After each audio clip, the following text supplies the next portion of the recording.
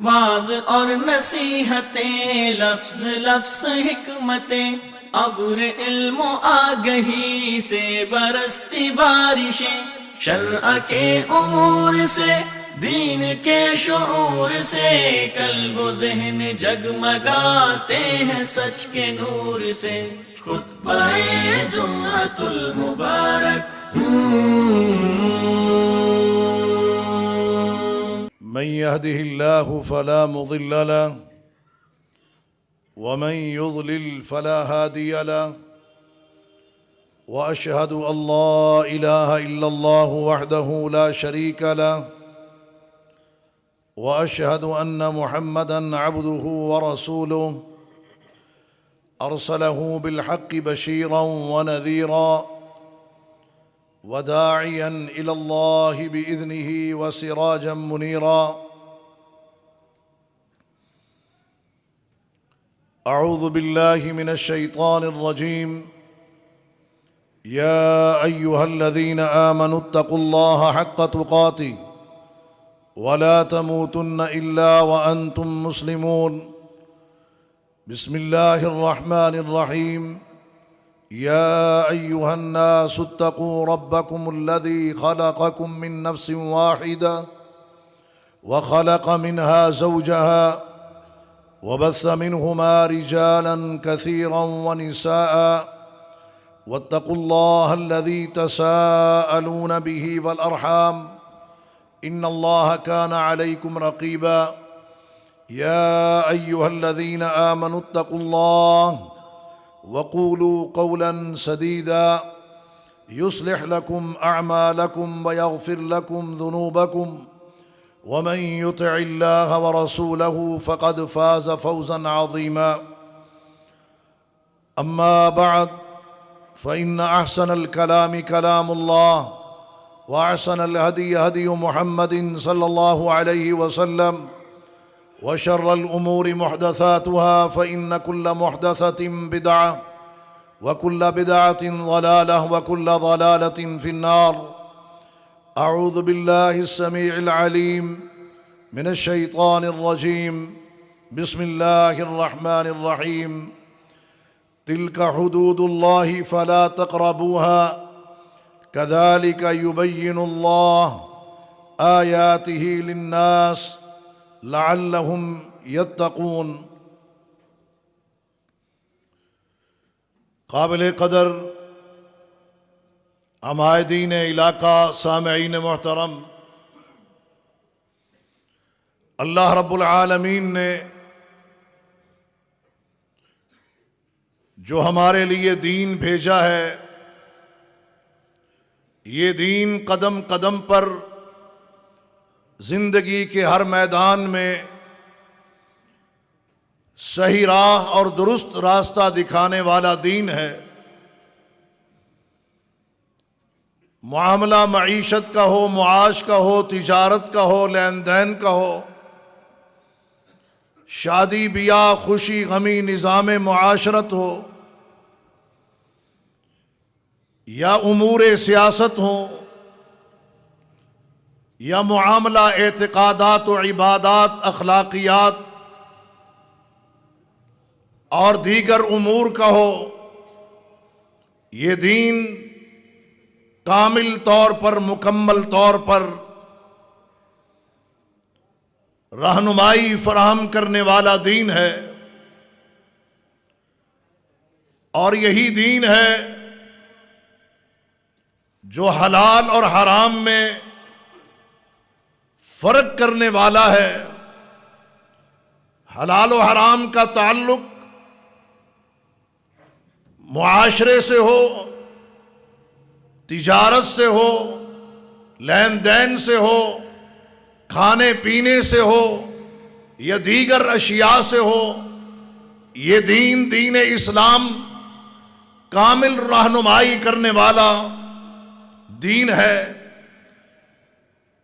حضرات گرامی، آج جس موضوع پر میں نے آپ سے ہم کلام ہونا ہے، اللہ کے نبی محمد الرسول اللہ صلی اللہ علیہ وسلم کا ارشاد گرامی ہے ان اللہ حرم علیکم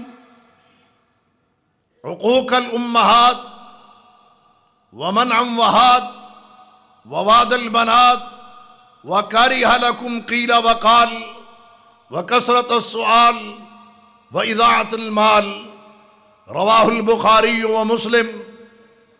حضرات گرامی، اللہ کے حبیب محمد الرسول اللہ صلی اللہ علیہ وسلم کا ارشاد گرامی ہے۔ آپ فرماتے ہیں کہ لوگوں، اللہ تبارک و تعالی نے تمہارے اوپر ماؤں کی نافرمانی کو حرام قرار دیا ہے، ماں کی بے ادبی کو، ماؤں کی بے ادبی کو حرام قرار دیا ہے۔ ماں دنیا کا عظیم ترین رشتہ ہے، اور اس رشتے کے ساتھ وہ رویہ جو اس دور میں اپنایا اور اختیار کیا جا رہا ہے، اس کی نفی کی ہے حضرت محمد الرسول اللہ صلی اللہ علیہ وسلم نے، اور کہا کہ ماؤں کی نافرمانی تمہارے لیے حلال، جائز اور درست نہیں ہے۔ یہاں پر بطور خاص ماں کا ذکر کیوں کیا؟ اس لیے کہ اولاد کے ساتھ ماں کی اٹیچمنٹ زیادہ ہوتی ہے۔ ماں نے جہاں پیٹ میں رکھنا ہے وہاں جنم بھی دینا ہے، جہاں جنم دینا ہے وہاں دودھ بھی پلانا ہے، اور اس کے ساتھ ساتھ پھر اس کی پرورش بھی کرنی ہے، اور اس کی صفائی اور نظافت کا خیال بھی رکھنا ہے۔ ماں کی اٹیچمنٹ بہت زیادہ اولاد سے ہوتی ہے، کیونکہ اولاد کی تربیت میں، گھر کی ترتیب میں، خامند کی خدمت میں عورت نے ہی آگے بڑھنا ہے، اور اولاد کے ساتھ سب سے پالا اگر زیادہ کسی کا پڑتا ہے تو وہ ماں ہی ہے۔ اور پھر یہی اولاد اور بیٹے جب جوان ہوتے ہیں اور اپنی بیویاں گھروں میں لے کے آتے ہیں تو پھر بہوؤں سے بھی پالا ماں کا ہی پڑتا ہے، اور ان کے ساتھ بھی ان کو چلنا پڑتا ہے۔ معاملہ اے نوجوان تیری جوانی کا ہو، تیرے لڑک پن کا ہو، تیرے بڑھاپے کا ہو، کنوارے پن کا ہو، یا شادی شدہ ہونے کے بعد، یہ بات یاد رکھ، یہ رشتہ ایسا ہے جس کی طرف نہ تو انگلی اٹھا سکتا ہے، نہ جسے تو آنکھ دکھا سکتا ہے، نہ جس کے آگے تو اونچا بول سکتا ہے۔ اللہ کے نبی محمد الرسول اللہ صلی اللہ علیہ وسلم سے سوال کیا گیا۔ صحابی رسول کہتے ہیں میں نے اللہ کے حبیب سے پوچھا کہ کون ہے جو سب سے زیادہ میرے حسن سلوک کا حقدار ہے؟ اللہ کے نبی صلی اللہ علیہ وسلم نے فرمایا تیری والدہ ہے۔ کہتے ہیں پھر میں نے پوچھا، جواب یہی دیا، ثم امک، کہا پھر بھی تیری والدہ ہے، اور پھر بعد میں چوتھی مرتبہ یہ کہا کہ تیرا والد ہے۔ لیکن اس کا مطلب یہ نہیں ہے کہ والد کا مقام، والد کا درجہ، والد کا رتبہ، والد کا مرتبہ وہ کوئی کم ہو گیا ہے، ایسی بات نہیں۔ ماں نے چونکہ تربیت کرنی ہے، گھر کے اندر رہنا ہے، زیادہ پالا ماں سے اولاد کا پڑتا ہے، اس لیے 3 مرتبہ یہ بات کہی کہ اپنی ماں کے ساتھ تو نے حسن سلوک کرنا ہے اور ادب و آداب سے اس کے ساتھ پیش آنا ہے۔ حضرات گرامی، آج اس معاشرے کی تباہی، آج اس معاشرے کی بربادی، اولاد کا بے روزگار ہونا، اور پھر اسی طریقے سے نوجوانوں کے دلوں سے، دماغوں سے راحت و سکون کا اٹھ جانا، اس کا بنیادی سبب کیا ہے؟ اس کا بنیادی سبب یہی ہے کہ ماں باپ کا وہ ادب، وہ احترام جو اللہ نے قرآن میں بیان کیا ہے اور رسول اللہ صلی اللہ علیہ وسلم نے ارشاد فرمایا ہے، آج ان کو وہ حق نہیں دیا جا رہا، اور جو ادب اور احترام ان کا کرنا چاہیے وہ نہیں کیا جا رہا۔ اللہ رب العالمین نے تو فیصلے کے طور پر قرآن میں کہا وَقَضَىٰ رَبُّكَ أَلَّا تَعْبُدُوا إِلَّا إِيَّاهُ وَبِالْوَالِدَيْنِ إِحْسَانًا۔ عرش والے رب کا یہ فیصلہ ہے، وَقَضَىٰ رَبُّكَ أَلَّا تَعْبُدُوا إِلَّا إِيَّاهُ، عبادت صرف اللہ کی ہے۔ وہ عبادت خلوت کی ہو یا جلوت کی ہو، وہ عبادت سفر میں ہو یا حضر میں ہو، وہ عبادت مالی ہو یا جسمانی ہو، وہ عبادت فرضی ہو یا نفلی ہو، وہ عبادت کعبۃ اللہ کے اندر ہو یا اس سے باہر ہو، وہ دن کے اجالوں میں ہو یا رات کے اندھیروں میں ہو، وَقَضَى رَبُّكَ أَلَّا تَعْبُدُوا إِلَّا إِيَّاهُ، عبادت صرف اللہ کی ہے جس کا کوئی شریک نہیں، وحدہ لا شریک ہے۔ وَبِالْوَالِدَيْنِ إِحْسَانًا، اللہ نے اپنے حقوق بیان کرنے کے بعد اگر کسی کا پھر انسانوں میں سے سب سے پہلے حق بیان کیا ہے تو وہ ماں باپ کا حق بیان کیا ہے۔ وَإِذْ أَخَذْنَا مِيثَاقَ بَنِي إِسْرَائِيلَ لَا تَعْبُدُونَ إِلَّا اللَّهَ، بنی اسرائیل کو بھی اللہ تبارک و تعالی نے اسی وعدے کا پابند کیا اور ان سے وعدہ لیا۔ وعدہ کیا تھا؟ وَإِذْ أَخَذْنَا مِيثَاقَ بَنِي إِسْرَائِيلَ لَا تَعْبُدُونَ إِلَّا اللَّهَ، عبادت صرف اللہ کی اور حسن سلوک والدین کے ساتھ۔ حضرات گرامی، آج وہ منظر گھروں میں دکھائی نہیں دیتا۔ آئے روز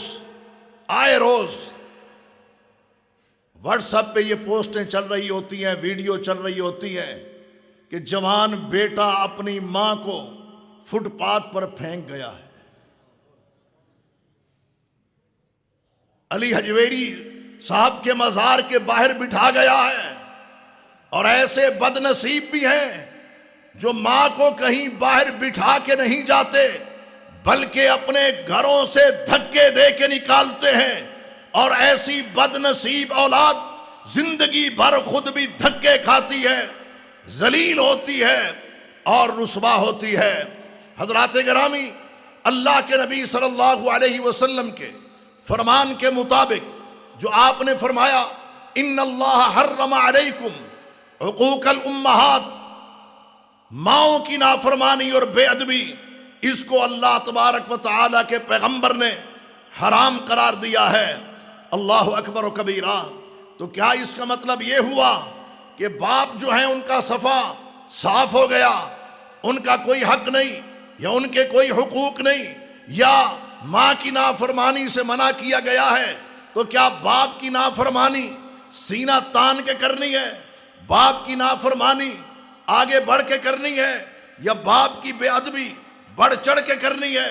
نہیں، ایسی بات نہیں۔ اللہ کے نبی محمد الرسول اللہ صلی اللہ علیہ وسلم کا ارشاد گرامی ہے، آپ نے فرمایا، الا انبئکم باکبر الکبائر، میں تمہیں بڑے بڑے گناہوں کی نشاندہی نہ کروں؟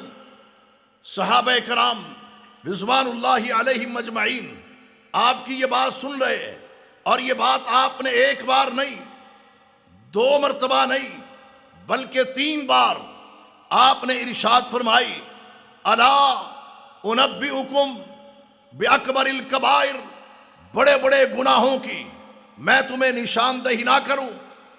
صحابہ کرام رضوان اللہ علیہم مجمعین فرمانے لگے، بلا اللہ کے نبی محمد صلی اللہ علیہ وسلم، کیوں نہیں، آپ ضرور نشاندہی کیجئے۔ آپ نے فرمایا، نمبر 1 الاشراک باللہ، رب کے ساتھ شرک کرنا، اللہ کی نمک حرامی کرنا، جس پروردگار نے پیدا کیا ہے اس خالق کے حقوق کے اوپر ڈاکہ ڈالنا۔ الاشراک باللہ، وہ اللہ کے ساتھ شرک ہے جس چیز سے روکا گیا اور منع کیا گیا، اور کہا یہ بڑے بڑے گناہوں میں سے ایک ہے۔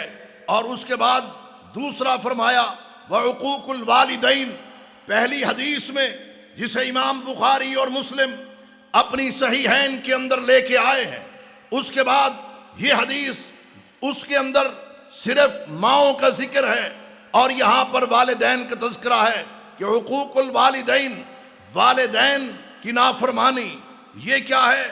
بڑے بڑے گناہوں میں سے ایک ہے۔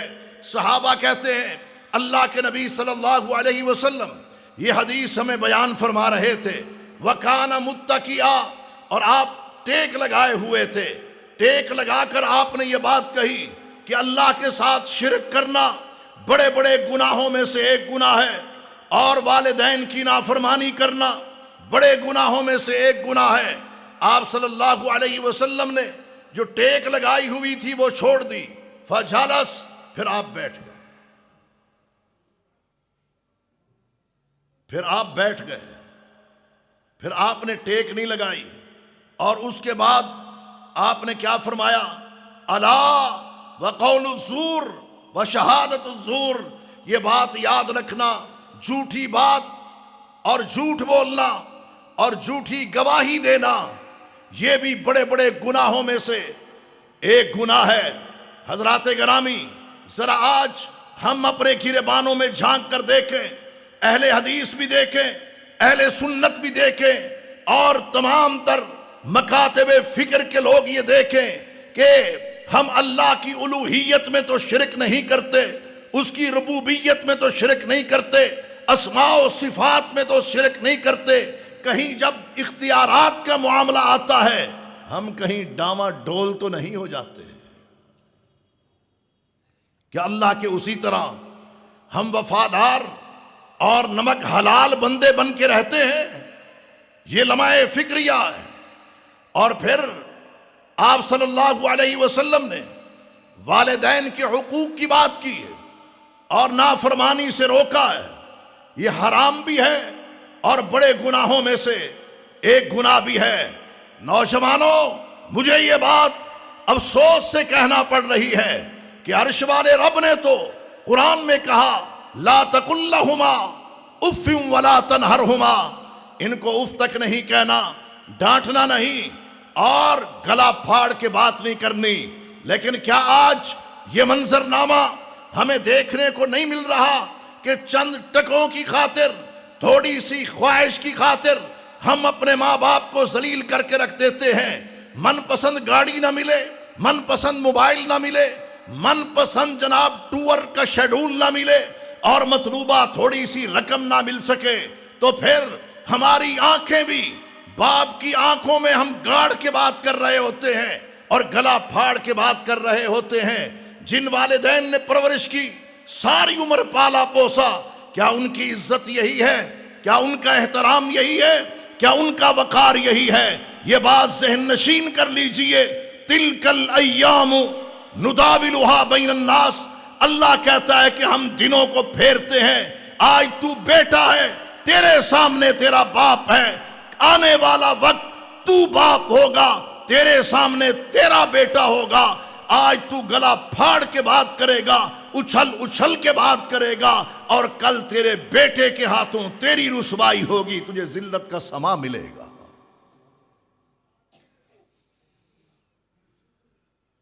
حضرات گرامی،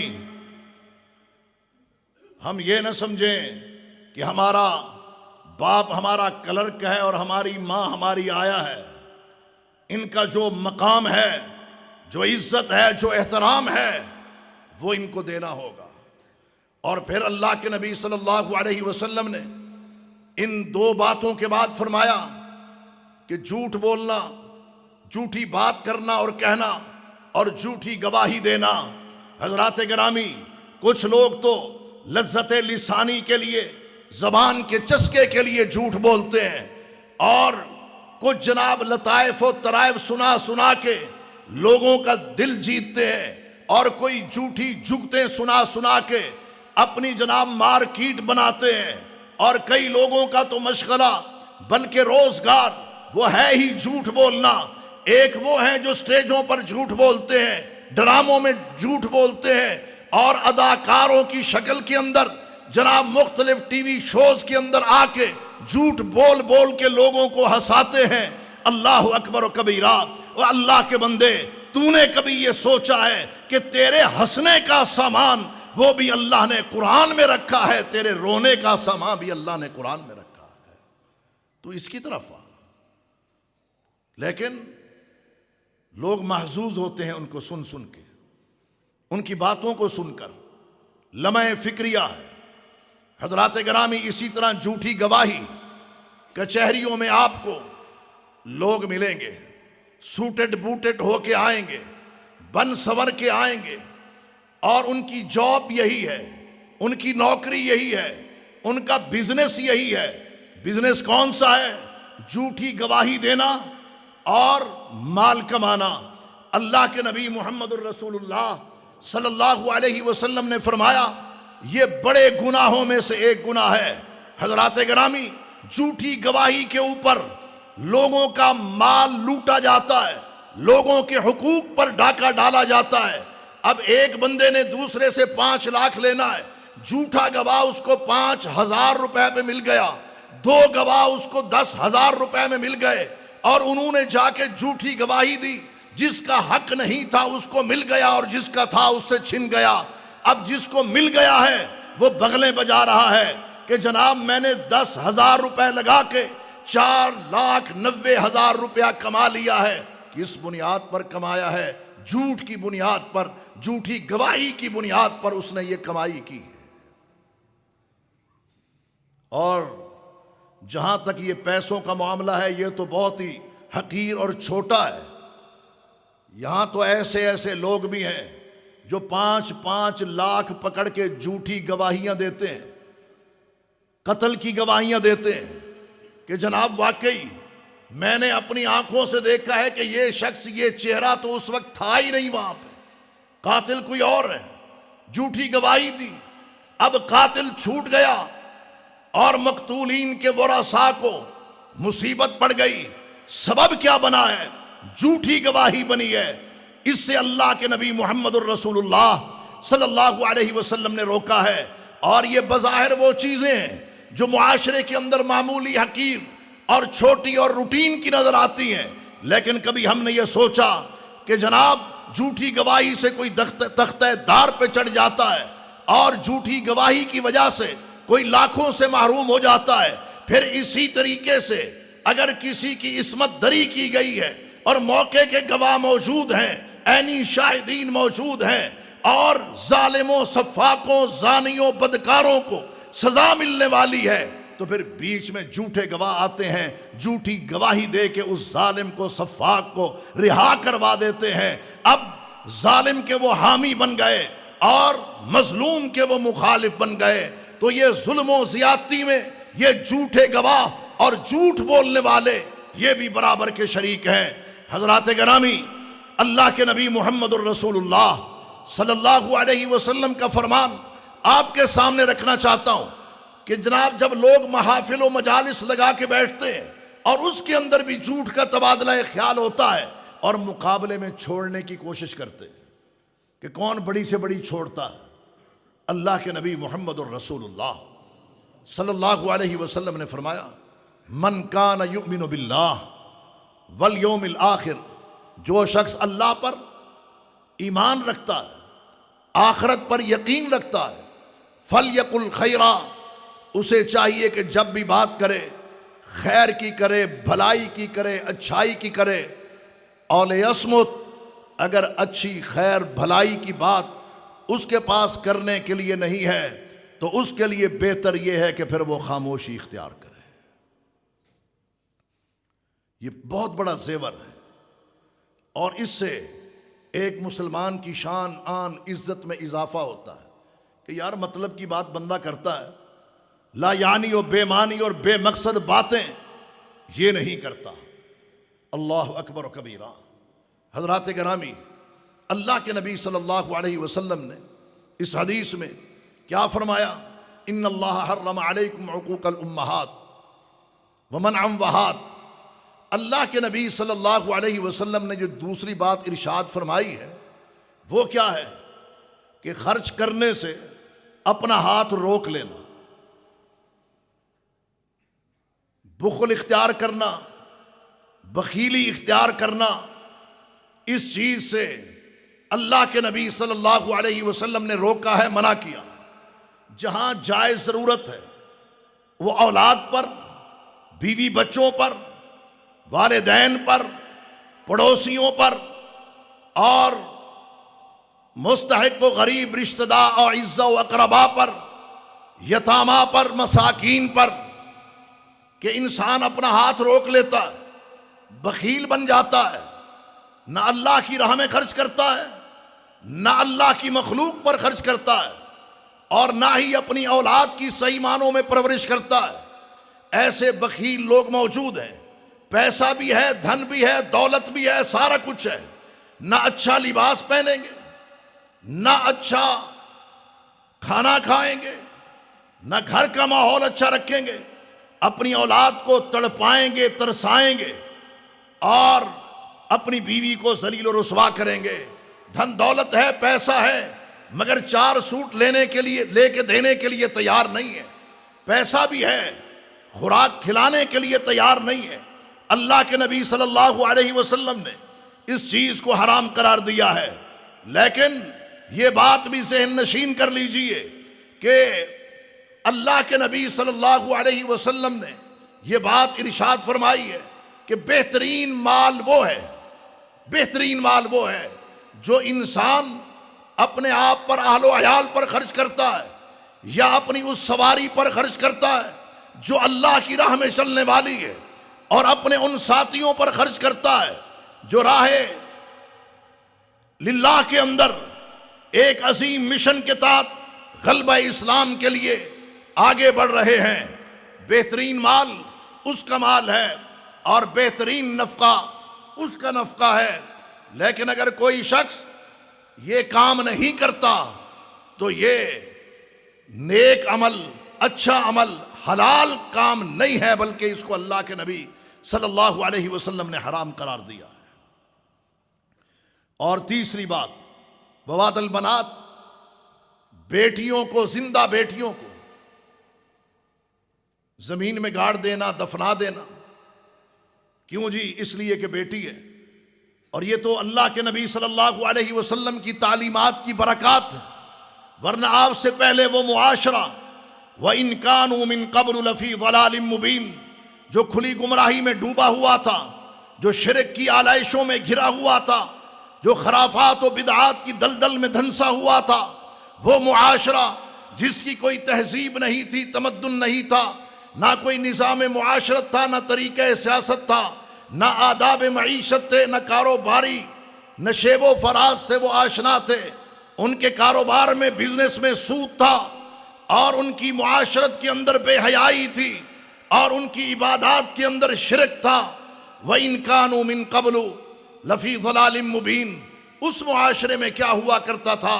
زندہ بیٹی کو زمین میں دفن کر دیتے تھے، گڑھا کھود کے پھینک دیتے تھے، اور جب گھر میں بیٹی آتی تھی، وَإِذَا بُشِّرَ أَحَدُهُمْ بِالْأُنثَىٰ ظَلَّ وَجْهُهُ مُسْوَدًّا وَهُوَ كَظِيمٌ تو وہ کیا کرتے تھے؟ چہرے ان کے سیاہ ہو جاتے تھے، اپنے ہاتھوں کو کاٹتے تھے، بیٹیوں کو زندہ زمین میں دفناتے تھے۔ بِأَيِّ ذَنبٍ قُتِلَتْ اللہ کے نبی صلی اللہ علیہ وسلم آئے، آپ نے منع کیا، آپ نے روکا بڑی معذرت کے ساتھ۔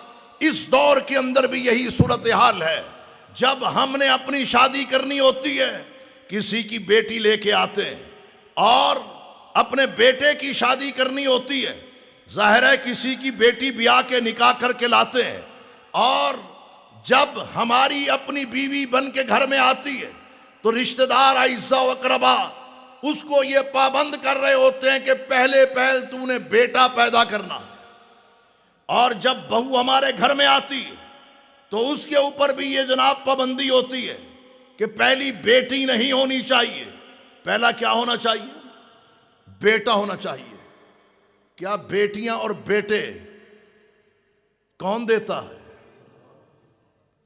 یخلق ما یشاء یہب لمن یشاء اناثا ویہب لمن یشاء الذکور او یزوجہم ذکرانا واناثا ویجعل من یشاء عقیما انہ علیم قدیر۔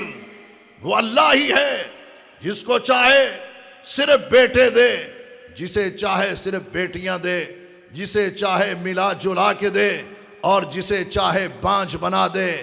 جب کسی کی بیٹی گھر لے کے آئے تھے اس وقت تو چہرہ شاداں و فرحاں تھا، جب بہو گھر میں لے کے آئے تھے اس وقت تو جناب کہکے تھے اور مسکراہٹیں تھیں۔ آج اگر گھر میں بیٹی پیدا ہوئی ہے تو چہرہ سیاہ کیوں ہو گیا ہے؟ اور پھر بیٹوں سے اچھا رویہ اور بیٹیوں سے منفی رویہ رکھنا، تو پھر بیٹی بھی یہ زبان حال سے کہتی ہے، اے باپ یہی رویہ رکھنا تھا تو مجھے بھی تو زندہ ہی زمین میں دفن کر دیتا، میں تیرے آنگن میں نہ آتی، تیرے گھر میں نہ ہوتی۔ حضرات گرامی، اللہ کے نبی صلی اللہ علیہ وسلم نے اس چیز کو حرام قرار دیا ہے۔ جنہیں اللہ نے بیٹیاں عطا کی ہیں، ان بیٹیوں کی صحیح معنوں میں پرورش کرو، ان کی تربیت کرو، ان کی اصلاح کرو، زیور تعلیم سے آراستہ کرو، قرآن و سنت کی تعلیم ان کو دو، اچھی تربیت کرو۔ رب نے 2 دی ہیں تو ان کا فرض ادا کرو، 3 عطا کی ہیں تو ان کا فرض ادا کرو۔ کل قیامت کے دن اللہ کے حبیب تمہیں اپنے دامن سے لگا لیں گے۔ چوتھی بات اللہ کے حبیب صلی اللہ علیہ وسلم نے فرمائی، وَكَرِهَ لَكُمْ قِيلَ وَقَالَ، یہ قیل و قال سے اللہ کے نبی صلی اللہ علیہ وسلم نے روکا ہے، منع کیا ہے، ناپسند کیا ہے کہ یہ کام نہیں کرنا، قیل و قال۔ اور یہ ہمارا مزاج بن چکا ہے، بات کو طول دینا، بات کو لمبا کرنا، اور بات میں کیڑے نکالنا، جملوں کا پوسٹ مارٹم کرنا۔ اور یہ عادت ہمیں ایسی پڑی، پریکٹس ایسی ہوئی، یہ بحث و تکرار تو ہمارے آپس میں ہوتے تھے، نوبت یہاں تک پہنچی کہ آج اللہ کے نبی صلی اللہ علیہ وسلم کے فرامین میں، آپ کی سیرت و کردار میں، رب کے قرآن میں بھی ہم نے قیل و قال شروع کر دی۔ یہ کیوں ہوا، یہ کیسے ہوا، یہ کیسے ہو سکتا ہے؟ یہ عقل پرست جتنے بھی ہیں، حدیث رسول اللہ صلی اللہ علیہ وسلم سننے کے بعد بھی یہ کہتے ہیں کہ جی عقل میں نہیں پڑ رہی، تو اس عقل کو جوتوں کی ضرورت ہے۔ جس عقل میں یہ نہیں پڑ رہی، کہتے عقل نہیں مانتی۔ حدیث تیری عقل کی پابند نہیں ہے، اللہ کا قرآن تیری عقل کا پابند نہیں ہے۔ اللہ کے بندے، تو بھی، تیری عقل بھی، تیرا مزاج بھی، تیرے احساسات بھی، تیری خواہشات بھی، ساری کی ساری وہ اللہ کے دین اور شریعت کی پابند ہے۔ حضرت محمد الرسول اللہ صلی اللہ علیہ وسلم نے فرمایا، کل امتی یدخلون الجنہ، میری امت کے ادنا و اعلیٰ، امیر اور غریب، مرد اور عورتیں، چھوٹے اور بڑے، عربی اور اجمی، شہری اور دیہاتی، کل امتی یدخلون الجنہ، میری امت ساری کی ساری جنت میں جائے گی۔ اللہم اجعلنا منہم، یا اللہ ہم سب کو جنت عطا فرما دے۔ الا من ابا، جو جانے سے خود انکاری ہوگا وہ نہیں جا پائے گا۔ قیل من یابا یا رسول اللہ، کون ہے وہ بد نصیب جو جنت میں جانے سے انکار کر رہا؟ فرمایا، من اطاعنی داخل الجنہ، جو میری اطاعت کرے گا وہ کہاں جائے گا؟ جنت میں۔ ومن عصانی فقد ابا، اور جو میری نافرمانی کرنے والا ہے وہ کہاں جائے گا؟ تو یہ قیل و قال سے کام نہیں لینا، وکثرت السؤال، اور بہت زیادہ سوالات بھی نہیں کرنے۔ پچھلی قومیں جو ہلاک ہوئیں، تباہ ہوئیں، برباد ہوئیں، سبب کیا تھا؟ انما اہلک من کان قبلکم کثرت سؤالہم واختلافہم علی انبیائہم، سبب یہی تھا نا، بہت زیادہ سوال کرنے والے تھے۔ موسیٰ علیہ السلام کی قوم کو دیکھ لیجیے، معاملہ اتنا تھا بھی گائے کو ذبح کر دو، ایسے ایسے باتوں میں کیڑے نکالنا شروع کیے، چکر پہ چکر، چکر پہ چکر پیغمبر کے لگوا رہے ہیں، سوال پہ سوال کر رہے ہیں۔ اور بسا اوقات انسان اپنے سوالوں کی دلدل میں دھنسا جاتا، اپنے سوالوں کی جال کے اندر خود پھنس جاتا۔ تو اللہ کے نبی صلی اللہ علیہ وسلم نے، مطلب کی بات ہے، واقعی افہام و تفہیم کے لیے، بعض اوقات لوگ تماشے کے لیے بھی علماء سے سوال شروع کر دیتے ہیں، اور دوسرے لوگ کہتے ہیں نا دیکھیے تماشا، میں ایسا ونگا سوال کروں گا کہ انہوں نے جواب نہیں آنا۔ وہ تو اللہ کا شکر کریں کہ علماء کرام اس امت کے مربی ہیں، اگر وہ بھی ونگے ہو گئے نا تو پھر رب دا نا۔ اللہ کے حبیب صلی اللہ علیہ وسلم نے منع کیا، بات سمجھ آ گئی، ہاں قرآن کی آیت آ گئی، حدیث آ گئی، سمجھ نہیں آ رہی، سمجھ لیجیے، فاسألوا اہل الذکر ان کنتم لا تعلمون، سمجھ نہیں آئی، کوئی عرض کی بات نہیں، لیکن بلا وجہ سوال پہ ہی سوال، سوال پہ ہی سوال۔ بندہ یہ سوچے چلو آج 2 گھنٹے ویلے گئے کوئی شغوری لا لی، مذاق کے اندر یہ سلسلہ شروع کر دے بندہ۔ چھٹی بات آپ نے ارشاد فرمائی وَإِذَاعَةَ الْمَالِ، مال کا جو ضیاع کرنا ہے، مال کو ضائع کرنا، یہ بھی حرام ہے، ناپسند کیا ہے محمد الرسول اللہ صلی اللہ علیہ وسلم نے۔ پہلے کیا تھا؟ ایک شخص ہے جو جس نے مٹھی بند کی ہوئی ہے، نہ اپنے اوپر خرچ، نہ اولاد پر خرچ، نہ بیوی بچوں پر خرچ، نہ مہمانوں پر خرچ، جبکہ مہمان من کان یؤمن باللہ والیوم الآخر فلیکرم ضیفہ، جو شخص اللہ پر آخرت پر ایمان اور یقین رکھتا ہے اسے چاہیے اپنے مہمان کی عزت و تکریم کرے۔ میں تو یہ کہا کرتا ہوں کسی بندے کا ایمان جانچنا ہو تو اس کا دسترخوان دیکھ لو، پتہ چل جائے گا اس کے اندر ایمان کتنا ہے، مہمان کی تکریم اور عزت کتنی کرتا ہے۔ مال کو ضائع نہیں کرنا۔ وہ شخص بھی درست نہیں ہے جو بخیل بن کے بیٹھا ہے، اور یہ بھی شخص بہتر نہیں ہے جو شیطان کی راہ میں لٹا رہا ہے۔ بندہ کہ جناب بڑا سخی آدمی، ایسی سخاوت کی اللہ کو ضرورت نہیں کہ انسان حرام راستے پر، شیطان کی راہ پر خرچ کرے، تبذیر کرے، غلط راستے پر خرچ کرے، تھوڑا کرے یا زیادہ کرے۔ اللہ قرآن میں کیا فرماتے ہیں؟ لا تبذر تبذیرا، تو نے تبذیر نہیں کرنا۔ تبذیر کیا؟ جس طرح بندہ بیج ہاتھ میں پکڑتا ہے نا، زمین میں چھڑکتا جاتا ہے، پھینکتا جاتا ہے، وہ تو چلو اچھی ایک مثال ہے نا کہ وہ اللہ کے بھروسے کے اوپر کہ اللہ تعالیٰ ایک دانے سے 700 عطا کرے۔ یہاں کیا ہے جی؟ بڑی شہرت ملے گی جناب شیطان کے راستے میں خرچ کرنے میں۔ آگے کیا ہے جی؟ فروری آ رہا ہے نا، مارچ آ رہا ہے، بسنتیں بھی ہوں گی، گڑیاں بھی اڑیں گی، ڈوریں بھی لگیں گی، ویلنٹائن ڈے بھی منایا جائے گا، ساری یہ بک بک ہوگی اور اس کے اوپر پیسہ خرچ ہوگا۔ لا تبذر تبذیرا ان المبذرین کانوا اخوان الشیاطین، تبذیر کرنے والے، شیطان کی راہ میں خرچ کرنے والے، وہ شیطان کے ہی بھائی ہیں۔ اور شیطان کون ہے؟ وکان الشیطان لربہ کفورا، جب انسان شیطان کی راہ پر چلتے ہوئے غلط راستے پر خرچ کرتا ہے تو یہ انسان بھی شیطان کی طرح کافورا ہو جاتا ہے، بھائی جو اس کا ہو گیا۔ شیطان بڑا بھائی، یہ چھوٹا بھائی، جو بڑا کہے گا یہ کرے گا، اس راستے پر وہ چلائے گا یہ چلے گا۔ شیطان کا مشن کامیاب اور یہ شخص ناکام و نامراد ہو گیا۔ اسراف بھی نہیں کرنا، جس طرح بخل جائز نہیں ہے اس طرح تبذیر جائز نہیں، اسی طرح اسراف بھی جائز نہیں ہے۔ اسراف کیا ہے کہ آپ صحیح راستے پر خرچ کر رہے ہیں مگر ضرورت سے زیادہ کر رہے ہیں۔ لا تسرفوا، اللہ فرماتے ہیں کہ تم نے اسراف نہیں کرنا۔ انہ لا یحب المسرفین، اس لیے کہ اللہ اسراف کرنے والوں کو پسند نہیں کرتا۔ ایک کام آپ کا 10 لاکھ میں ہو رہا ہے، کہتے نہیں میں تو 1 کروڑ خرچ کروں گا۔ وجہ کیا ہے؟ 90 لاکھ آپ زیادہ خرچ کیوں کریں گے؟ کہتے ہیں کون سا غلط راستے پر کر رہے ہیں؟ بھی راستہ صحیح ہے لیکن 10 لاکھ میں کام ہو رہا ہے، اور یہیں سے ہی تبذیر کا حوصلہ پیدا ہوتا ہے، اور اس چیز سے بچنا ہے اور ہم نے رکنا ہے۔ اللہ اکبر و کبیرہ۔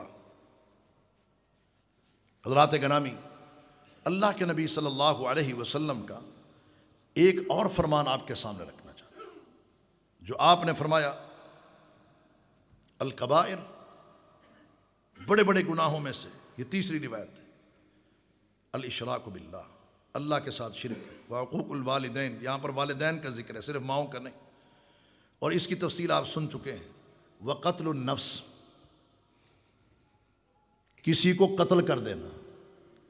مسلمان اگر مسلمان کو قتل کرتا ہے تو آپ صلی اللہ علیہ وسلم نے فرمایا سباب المسلم فسوق و قتالہ کفر، مسلمان کو گالی دینا فسق و فجور ہے اور مسلمان کو قتل کرنا کفر ہے۔ قتل کرنا مسلمان کو تو دور کی بات ہے، آپ صلی اللہ علیہ وسلم نے فرمایا من حمل علینا الصلاح فلیس منا، من صلی علینا الصلاح فلیس منا، من رفع علینا الصلاح فلیس منا، جو خالی کوئی مسلمان کسی مسلمان پر اسلحہ صرف اٹھا لیتا ہے، سیدھا کر لیتا ہے، اللہ کے حبیب نے فرمایا وہ کسی اور سے ہو سکتا ہے، فلیس منا، میں محمد کے ساتھ اس کا کوئی تعلق نہیں ہے۔ اور اگر کوئی ذمی ہمارے پاس ہے، جس طرح سیالکوٹ کا سانحہ ہوا، جس طرح کوئی ہمارے پاس ہے، تو کیا اس طرح اس کو مارنا، قتل کرنا؟ پھر یہ آگ کا عذاب جو صرف اللہ کا حق ہے، اور نعرے لگانا اللہ کے رسول صلی اللہ علیہ وسلم کے، اس ظالموں، اس سے بڑی بے ادبی اور گستاخی کیا ہو سکتی ہے کہ کام تم وہ کر رہے ہو جو شریعت اسلامیہ سے تعلق نہیں رکھتا، اللہ کے حق پر ڈاکہ ڈال کر اللہ کی مخلوق کو آگ کا عذاب دے رہے ہو، اور نام لے رہے ہو محمد الرسول اللہ صلی اللہ علیہ وسلم کا، اور نعرے ان کے لگا رہے ہو۔ جس پیغمبر کے نعرے لگا رہے ہو، رب العالمین نے تو یہ فرمایا وما ارسلناک الا رحمۃ للعالمین، میں نے تو اسے رحمۃ للعالمین بنا کے بھیجا ہے۔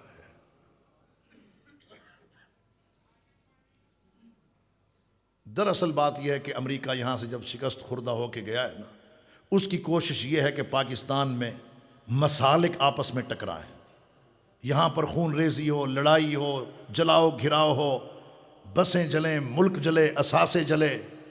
اس کی کوشش یہی ہے کہ پاکستان کی منڈیاں، مارکیٹیں بند ہو جائیں، معیشت تباہ ہو جائے، تعلیم برباد ہو جائے، لوگ گھروں میں بیٹھے رہیں، ہر طرف خوف اور ہراس کا سما ہو، امن و امان نام کی کوئی چیز نہ ہو۔ لیکن اس میں الحمدللہ وہ کامیاب نہیں ہو سکا۔ اب اس قسم کے جو واقعات رونما ہو رہے ہیں، ان کا مقصد کیا ہے؟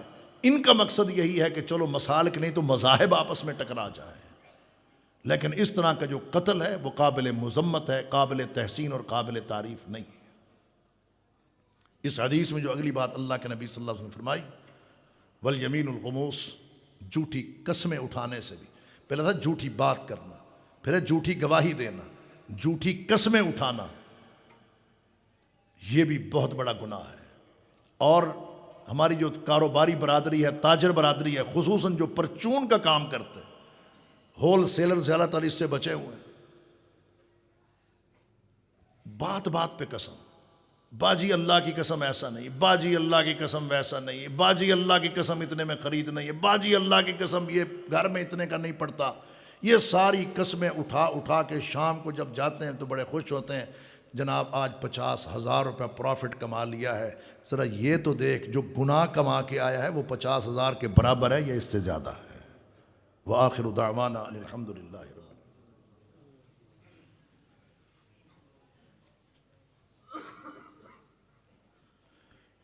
ان الحمد للہ نحمده ونستعینه ونستغفره ونعوذ باللہ من شرور انفسنا ومن سیئات اعمالنا، من يهده الله فلا مضل له ومن يضلل فلا هادي له، واشهد ان لا اله الا الله وحده لا شريك له، واشهد ان محمدا عبده ورسوله ارسله بالحق بشيرا ونذيرا وداعيا الى الله باذنه وسراجا منيرا۔ قال الله عز وجل في شان حبيبه ان الله وملائكته يصلون على النبي يا ايها الذين امنوا صلوا عليه وسلموا تسليما۔ اللهم صل على محمد وعلى ال محمد كما صليت على ابراهيم وعلى ال ابراهيم انك حميد مجيد۔ اللهم بارك على محمد وعلى آل محمد كما باركت على إبراهيم وعلى آل إبراهيم إنك حميد مجيد۔ اما بعد، حضرات گرامی، آج کے اس خطبہ جمعۃ المبارک میں 10 چیزیں میں نے آپ کے سامنے رکھی ہیں، اس دعا کے ساتھ کہ اللہ رب العالمین تمام وہ امور اور کام جنہیں اللہ کے نبی صلی اللہ علیہ وسلم نے حرام قرار دیا ہے، گناہ قرار دیا ہے، اللہ ہم سب کو، ہماری اولادوں کو اور ملک پاکستان کے باشندوں کو بچنے کی توفیق عطا فرمائے، اور اللہ ہم سے وہ کام لے لے جو اللہ کے اس کے رسول صلی اللہ علیہ وسلم کے پسندیدہ ہیں۔ اس مرکز کے روئے رواں مسجد اسحاق کے بانی، محتمم اور منتظم محترم میاں محمد کاشف شیخ صاحب جو علیل ہیں اور ان کو چوٹ آئی ہے ٹانگ پر، پاؤں پر، ان کے لیے اور جتنے بھی بیمار ہیں سب کے لیے دعا ہے کہ اللہ سب کو صحت کاملہ عطا فرمائے۔ اذهب الباس رب الناس واشف انت الشافی لا شفاء الا شفاؤک شفاء لا یغادر سقما۔ لا بأس طهور إن شاء الله أسأل الله العظيم رب العرش العظيم أن يشفيه۔ اور کچھ احباب نے اپنے فوت شدگان کے حوالے سے بات کہی ہے۔ جتنے بھی ہمارے قریبی جماعتی احباب دوست اللہ کے ہاں جا چکے ہیں، اللہ تمام موحدین سے راضی ہو جائے، قبر کا حساب آسان فرمائے، اور اسی طریقے سے اللہ ان کی بخشش فرما دے۔ اللہم اغفر لہم ورحمہم وعافہم واعف عنہم واکرم نزولہم ووسع مدخلہم واغسلہم بالماء والثلج والبرد ونقہم من الخطایا کما نقیت الثوب الابیض من الدنس وابدلہم دارا خیرا من دارہم واہلا خیرا من اہلہم وزوجا خیرا من زوجہم فقہم من فتنة القبر وعذاب النار۔ بھائی نے سوال کیا ہے کہ تقوی کے حصول کا طریقہ کیا ہے، اور پھر اسی طریقے سے کہ ایسی دعا بتا دیں کہ صرف اللہ اپنا ہی محتاج کر دے۔ یہ بڑی عظیم دعا ہے۔ تقوی تو ایسا موضوع ہے جس کے لیے بہت لمبا وقت چاہیے، لیکن میں اس موقع پر ایک دعا پڑھ دیتا ہوں جس میں 1 2 3 نہیں 4 چیزیں ہیں جو اللہ کے نبی صلی اللہ علیہ وسلم نے اللہ سے کثرت سے مانگی ہیں، اور یہ چاروں چیزیں ان کے اندر بدرجہ اتم موجود تھیں، اس کے باوجود بھی مانگی ہیں۔ اللہم انی اسألک الہدی والتقی والعفاف والغنی۔ اس میں ہدایت کا سوال بھی ہے، تقوی کا سوال بھی ہے، پاک دامنی کا سوال بھی ہے، اور اللہ تو مجھے اپنے علاوہ سب سے مستغنی کر دے، یہ دعا بھی ہے۔ اللہم انی اسألک الہدی والتقی والعفاف والغنى سبحان ربك رب العزة عما يصفون وسلام على المرسلين والحمد لله رب العالمين۔